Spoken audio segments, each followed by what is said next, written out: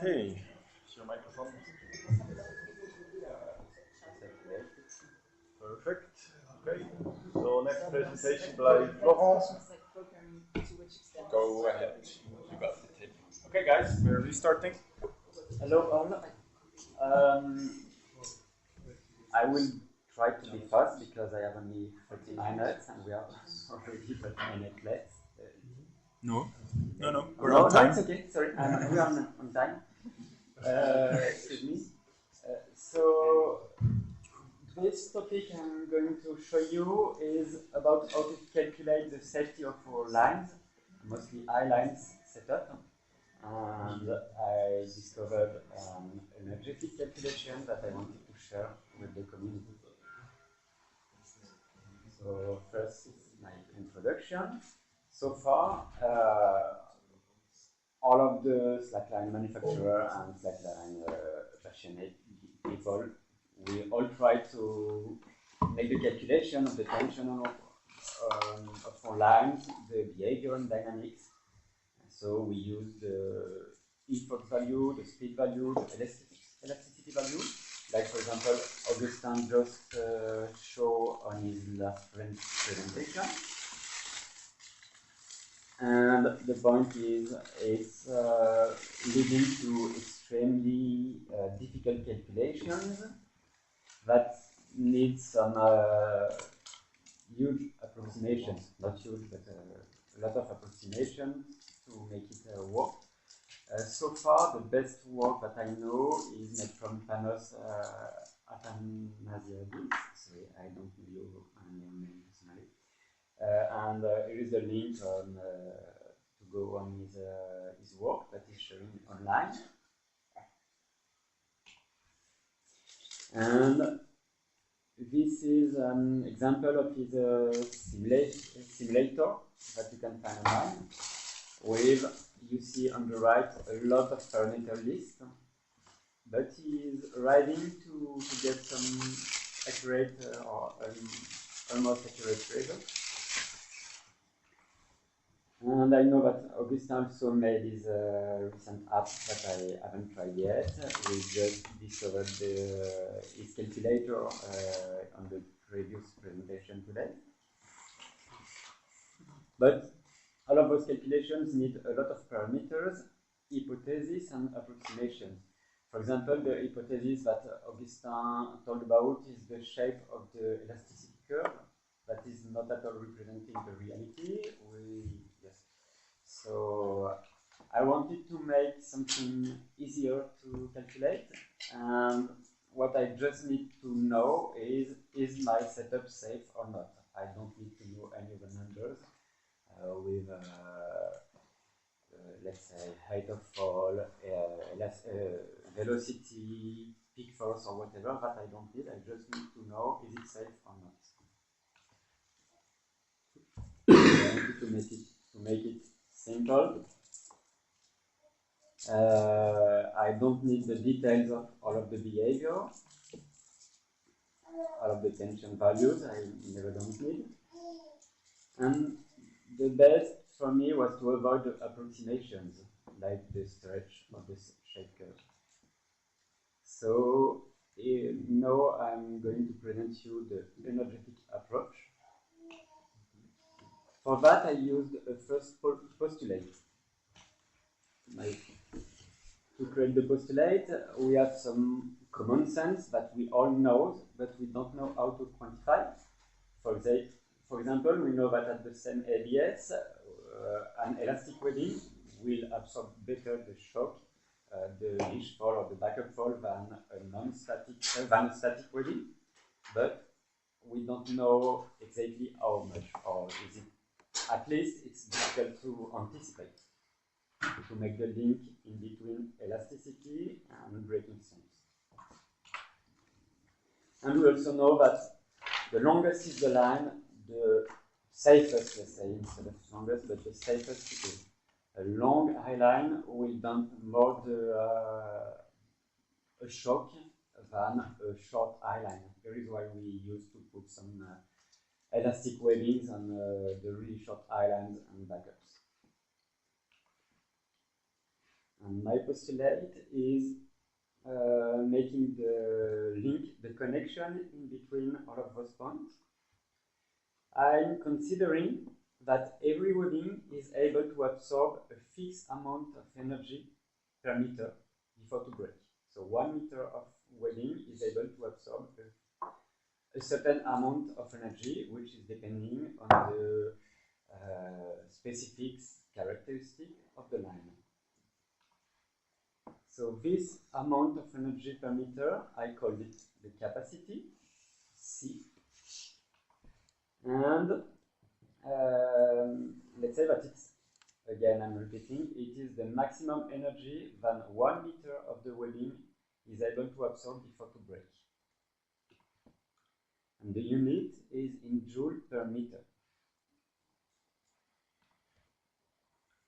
So now I'm going to show you how can we determine the value of C. And this is really interesting because we don't need any extra work that we already do when we are testing a webbing as a manufacturer. Or ISA is doing the same. So I'm just using the curve of elasticity of one webbing. So you can find the MBS value of the webbing. And under the curve, you have the area, which is, let's say, the integration of elasticity, the elongation, multiplied by the tension. So if you make the calculation, you will find that this area is equal to the value C, the C value. So the value that 1 meter of webbing is absorbing before to break. So we just need to take all of our stretch curves and calculate the surface under the curve to determine the C value of any webbing. And now I will show you the correlation I made with reality. So first of all, I calculate the capacity of few of our webbings. So the Joker, the Boom Boom, the Abysses, the Skydy, the Green Mamba, and the Cosmic. And you can see that the values are mostly in between 2000 and 3000 joule per meter. And you also can notice that the weakest value is the value of our Dyneema webbing, the Sky Diamond, which is 1400 joule per meter. So even if the Sky Diamond MBS is the highest all of our webbings, the Sky Diamond appears to be the weakest webbing of our catalog with that way of calculation. And in February, we made a lot of tests, of dynamic tests at Spider and Slackinov. And let me show you a video of the test we did. So we just made a direct fall with a 2.4 falling factor on all of our webbings with, okay, let's finish it. Sorry, where is it? Okay, so we throw a mass with a 2.4 safety factor. The mass was 95 kilograms. The height of the fall was 1.45 meter. And the length of the webbing in between the two web locks, or the web locks and the same loops, depending on which setup we did test, because the main objective of our test was to determine the behavior the dynamic behavior of a Webbers. But the length of the webbing was 0.6 meters, so 60 centimeters long. So let's calculate the energy of the fall. That was the mass multiplied by g multiplied by the height of the fall, which is 1,300 joules. And the energy per meter of the fall, I just divided this value by 0.6, by the length of the webbing, and I got 2,200 joules. And if you compare with the capacity of the webbings we had, we are in the same order of magnitude.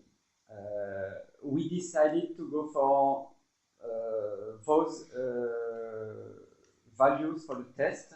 So 2.4 falling factor with 95 kilograms mass, in order to be the closest possible to the breaking strength, to the break, the failure of the webbings, because this was for us the most critical part we wanted to determine.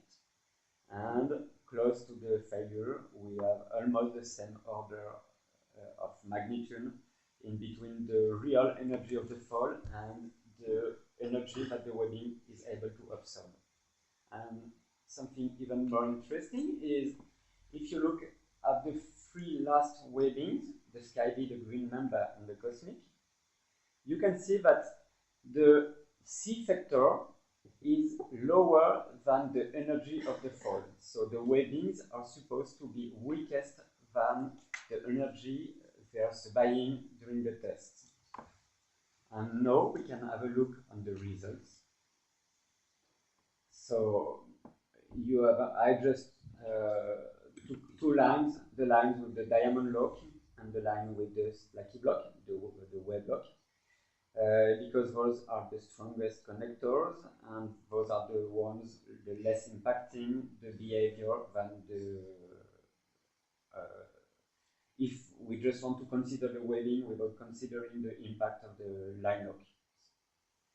And if we look at the Cosmic, the Green Mamba, and the Skyby, it almost, almost always broke. If you look at the first three columns of Cosmic, Green Mamba, Skyby, we always broke the webbing, or at least we heavily damaged the webbing. While the other webbings, like Abysses, Joker, and Boom Boom, the webbings hold the fall without breaking, excluded for one Joker test. So mainly it's really corresponding, the calculation are corresponding to the reality. And for me this is interesting because it's allows me to think that my calculations are efficient. I think we need some more tests and control to be sure, but it's the first approach. So now I want to make to moderate a bit my conclusions, because this is how does a slackline setup looks, and the tests we made were those ones. So we did only a vertical fall, and not at all a fall corresponding to a slackline behavior. So we made the supposition that this approximation can be done, and we made it because for us it's much more easy to make a vertical fall on a falling tower, like we already use for to test all of the climbing ropes, for example, than using a true slackline setup, which is much more complicated, needs some space, some height, and much more technically it's much more difficult to do. And you will see at the end of the presentation, I will show you my email address. So I'm looking for, if you do have some reports of break test, of true situation break test, that can help me to make some more comparison in between my method and the reality. I will appreciate. So I know that in 2016, 2017, Slackifur, they did some few tests. They didn't broke the webbings, but the result when I compare with my calculations are corresponding in terms of range of value, and the conclusion about which setting is safe or not are exactly the same, but the conclusion I obtain with my calculations. And I'm pretty sure Augustin just showed us his latest, the latest tests made from the ISA. I'm pretty sure that there are others and maybe plenty of other tests that we can use to evaluate the pertinence, the efficiency of this calculation, energetic calculation. So please don't hesitate if you have some reference to transmit me. For sure I will consider it. So now we can go to the results and what is this method offering us in terms of possibility. So to make the calculations, I still had to make some few hypotheses. My first hypothesis was that all of the mass, the anchors, the connectors were rigid, so they didn't absorb any of the energy. All of the energy is absorbed by the line itself. I had to select a length of the backup, so I know that in the reality, most of the common backups we use, in most of the case, the maximum extra length difference in between the backup and the mainline is 20%. So I went for 20%, which is the most critical value. And I also suppose that when the webbing, the setup is splitted, we are not using a full strand of webbing for the backup, but we are using a strand of backup that is the same length than the main line. And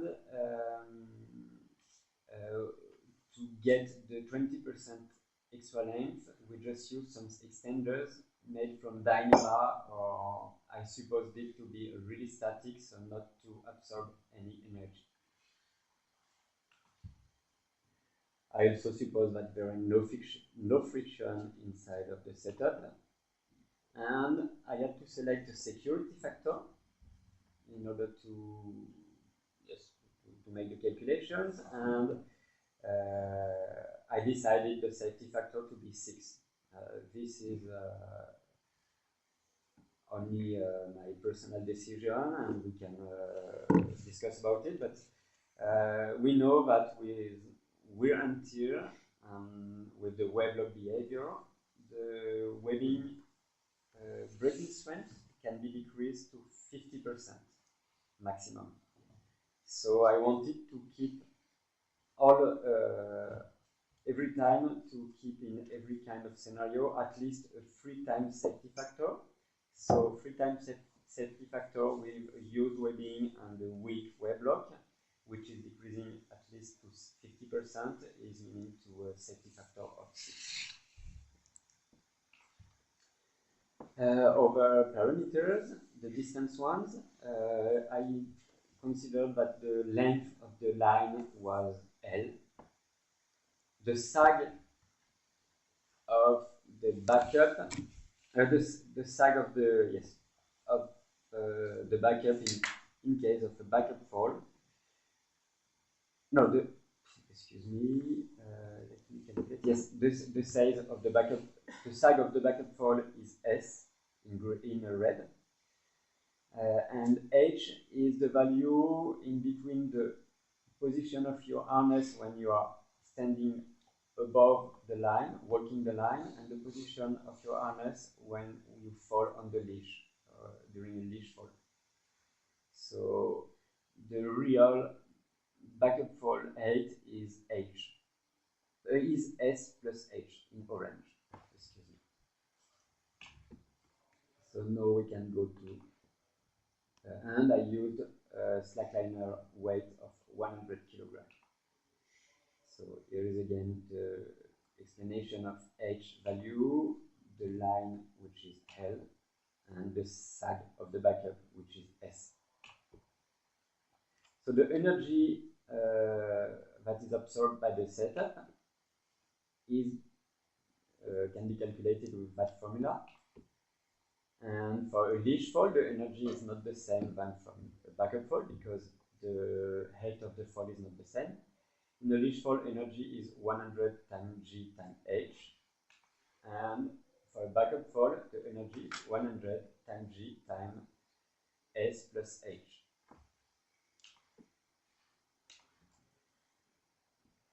So now, if we want to compare the C value with the energy, we need to divide the energy by the length of the line. And here is an example of curve that I am obtaining with the Joker line. Let's start by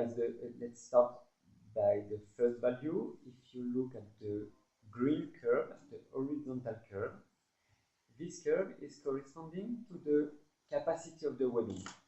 But the capacity I divided by the safety factor, so I divided by 6. So Joker line is able to absorb safely, including the safety factor, something like 450 kilograms, 450 joules. And the light blue curve is the one that is going really low below the line, below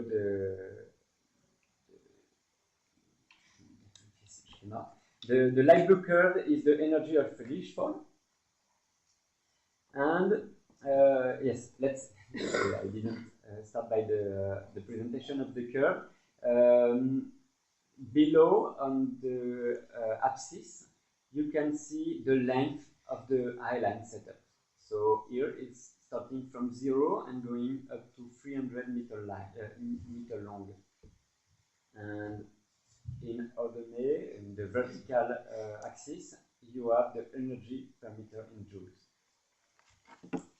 So the blue one is the leash fall value. So you can see that when the line is really short, close to 0, you have a huge energy value, which is 2000 joules.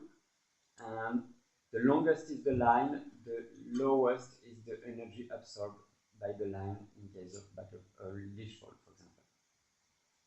The dark blue curve is the energy of a backup fall in the case of a non-splitted eyeliner. If you don't split, if the backup is going directly from one endshot to the other one without any connection in the middle, you will have that curve. So you can already see that the dark blue, so the backup fall curve, is soliciting much more the line than the leash fall, which is a common sense. In dark red, you do have the energy of the backup fall in case of split 25 meter long. In fad red, you have the energy of the backup fall in case of a split 50, and the green curve is the energy of a backup fall in case of split 100.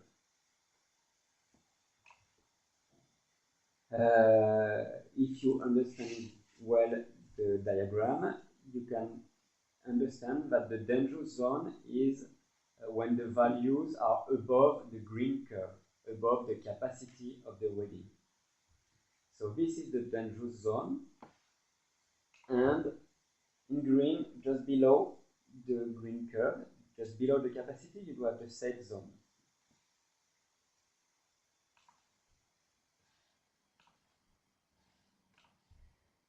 So on the Joker, so the curves that you see, the only risk is concerning the short main lines and the short backup lines. So it's the dangerous zone that I showed you. And if we want to calculate the limit of the dangerous zone, we can make the calculation, the energetic calculation, which is really easy. It's a simple multiplication.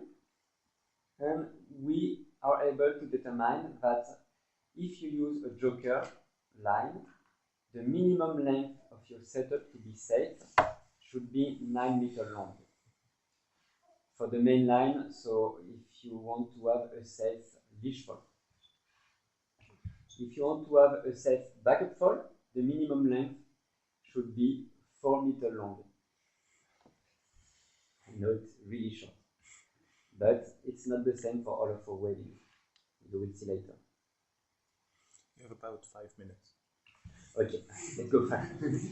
So if we consider a dynamic leash, yes, I tried it, but as I don't have enough time, I will pass this. With a dynamic leash, it reduces again the length, the minimum length. Okay. So for all of our webbings that I calculated, I have the minimum length below. For always are short. Joker is 9 meters length. The cosmic, we cannot use the cosmic below 23 meters long, 24 let's say. The green mamba, we cannot use it below 30 meters long. And the same for boom boom abysses. And the really important point is that for the Skydy, my calculations showed that it's always dangerous to use the Skydy in high line. But without any splits. So now you can look the curve of the Skydy, look at the green capacity of the line, including the safety factor. We are always above the curve if you look at the energy of a backup fall. But hopefully, if we split the line, we have the split 25, 50, and 100 meters long. It allows to pass below the green curve, so to remain in the safe zone. Safety factor is 3 or 6 in this calculation? 6. Yes, this is with safety factor of 6. So if you are over the green curve, it's not safe, but it can maybe hold. And this allows to calculate the minimum split length compared to the splits. If you split at 25 meters long your Skydy, you can use it to reach some lines above 66 meters long. If you split at 50 meters long, you can go above 108 meters. And if you use some 100 meter split, you are not. You should go for long lines, for high lines that are at least 194 meters long. So this is really interesting because it's making the connection in between the length of the splits, the length of the line, and the security. So some few remarks. If you look at those points, you will see that the splitted line seems to be weaker than the non-splitted line, which is appearing to be a nonsense, but finally it is not. It is just because of the hypothesis of the static extender. Can you go back 2 yes? slides again, please? So Stefan is asking for a question. Forward. Forward, yes. Just saying. You had this 192 meters somewhere, 194 meters. Yes. This is where the load in the line is below. It is Below safety factor 6. The energy that's created is below safety factor 6 in the line. It is. Mm-hmm.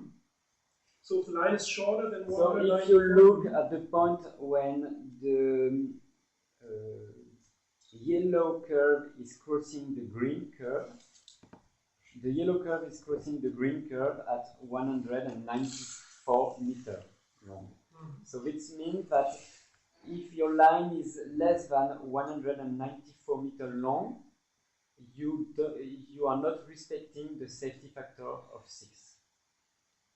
If you want to keep a 6 times safety factor, you need to rig your line on at least 194 meters long. This is for a backup fault scenario. For a backup fault scenario. Okay. Having the same line in mainline and backup. For those calculation, I considered that we had the same. But it's easy to make the same calculations with a different mainline and backup line. How do you consider your mainline? I thought it was just like you have a mainline length and then you have the backup, which is 20% extra, but the mainline you assume it stretches when you read it? En français peut-être. La main, quand tu calcules, elle est tendue avant de la couper ou... Ça change rien. Parce que quand tu casses le backup, elle va se rétracter. Oui, mais It only changes for the splits. I don't think you incorporate the energy that we already put in when we tension the line, right? It is. Yes, Augustin was asking about the pretension of the main line. And I have a few slides later, I will discuss about it. But effectively, the pretension is already consuming a bit of energy, and that energy is to be deducted from the capacity of the wave. One more question. The backup in this SkyD scenario is also 20% longer than the main? It is. Yes, in those calculations are the worst scenario possible. So I considered the backup to be 20% longer than the main. And most of the time with dynamo webbing, we are going to maximum 10% and usually in between 5 and 7% extra length for the backup.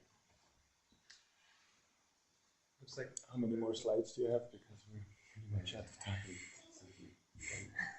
Let's go further. I'm out of time already.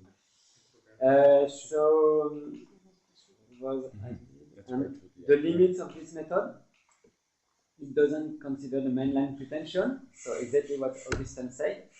It can, for sure, on the slides that I show, I didn't consider, but the calculations and my formulas allow us to consider it easily. This was to explain how to consider. I will be very fast. The area here you can see in orange is the area, the energy absorbed by pretension, for example 5 kilonewton pretension. And when you know the energy absorbed by the pretension, you can just simply deduct it from the energy, the capacity of the wave. So let's go further. It also doesn't consider the sag of the mainline before the backup fault, because in reality we are not in the gray scenario, but we are in the black scenario. But that for me is not so much an issue, because I want to know the worst scenario, and this just adds some extra safety on my calculations. I think in bouncing you can get higher than... No. Exactly. In dynamics, Stéphanie is saying that in bounce, in case of a bounce, we can go higher than the reality, but it's something like few percent and it's not impacting so much. Yes, because during the top point of a bounce, he was saying that the highliner can arrive above the ankles. My calculation also doesn't consider the wind effect, neither the abrasion and the cutting resistance of the webbing. And the same, it doesn't consider the fact that line lock is decreasing the MDS. Doesn't consider neither what appear when we are not in the center of the line. And now I just want to go quickly onto this part. Maybe I have in mind that those calculations can help us to set up a new standard, or at least, let's say, level, because we're thinking about in terms of level nowadays. Because the ISA is doing a really great job, but as we didn't add so far the connection in between elasticity and breaking strength, we just had to make some types with low stretch and high stretch webbings, let's say. And with the capacity C value, we are able to make the connection in between the elasticity and the MBS. For example, if we do have a low MBS but a great elasticity that is compensating, we can still have a great capacity value. In my opinion, the capacity value is much more showing the reality than only the MBS, for example, or only the elasticity. Those are 3 examples. It's totally random, but just to say that we can still have 3 types of webbings and determine the category A, B, or C just by the value of the C factor in joule per meter. For example, 1500 will be type C webbing, the weakest webbing, and type A webbing, the strongest webbing, will be with a C factor of 3000 or more. And this is an example of the table that I think that we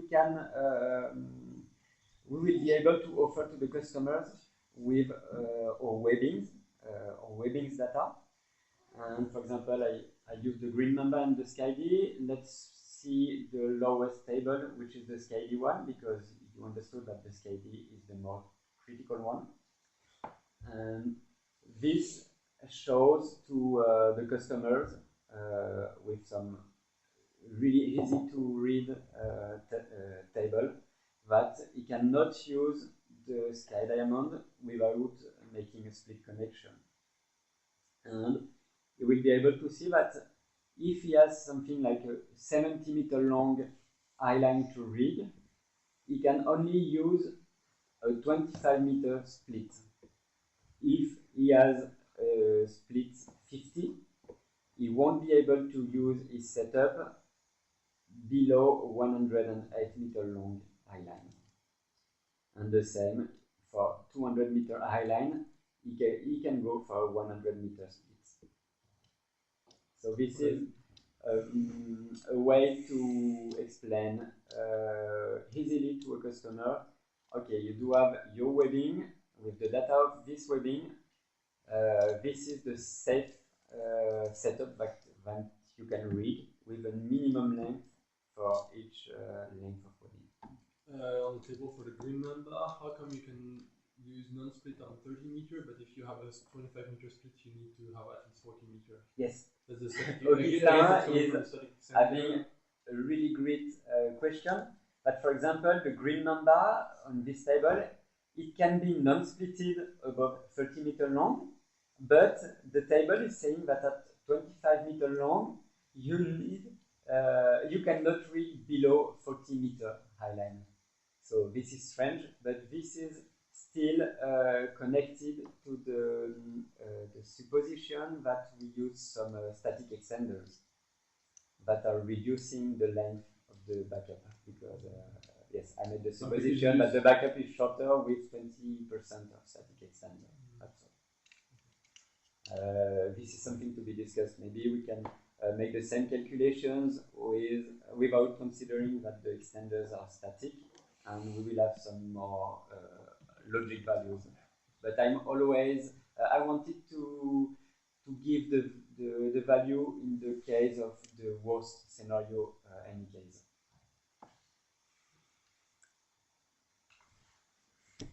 Okay, that's all. And my conclusion is I'm looking for people to help me, because this is really new, a new approach, and I think we still have a lot of tests and calculation to perform. No one did check my calculations. Maybe I did mistakes on it or whatever. So I need some help if some of you are interested. Here is my email address, and I need. If we want to go for some, for some real in situ test, I need a place with space and anchors and lift, for example. If you have an idea, I don't. Yes, only an idea of the place.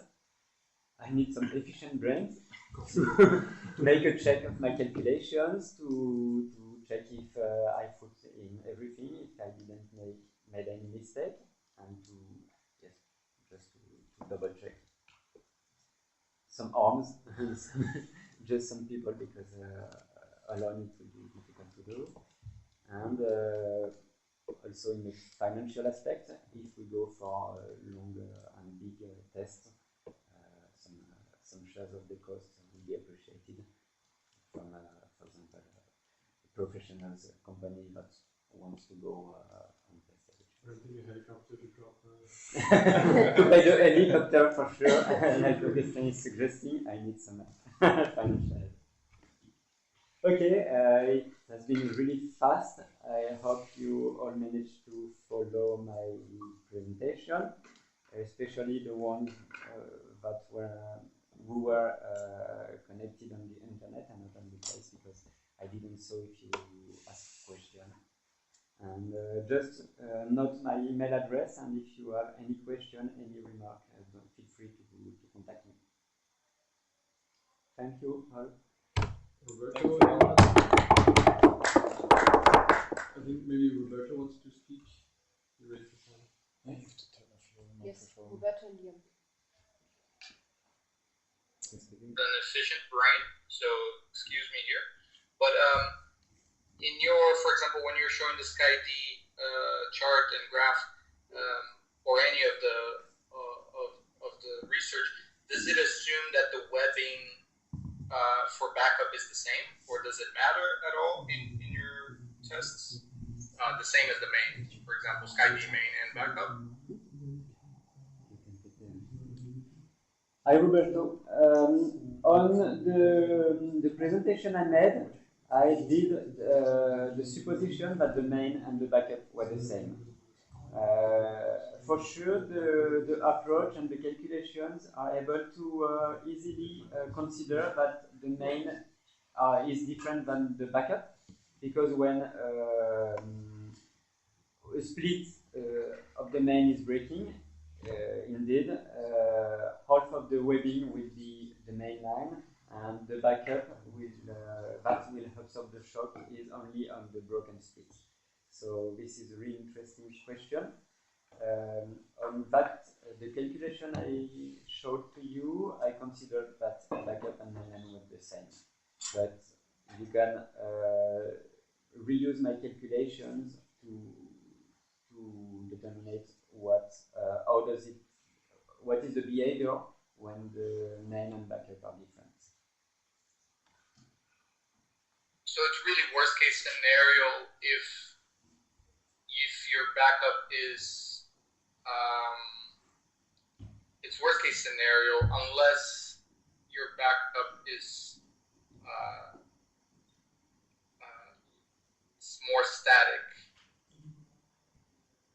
Yeah, sure. It's the worst case scenario. For example, if you use trick-line webbing, so really elastic one, and backup, sky diamond backup, you will be able to reach really better values because the main line that didn't break on the oversplit will damp a lot the energy, and the backup will finally doesn't need to be as strong as it will need to be if the main line were static. Thank you, Flo.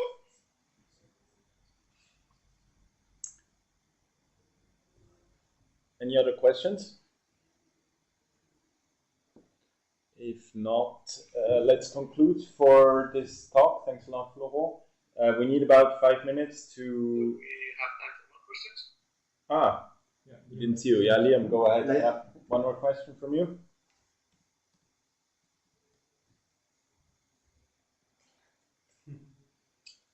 Hello?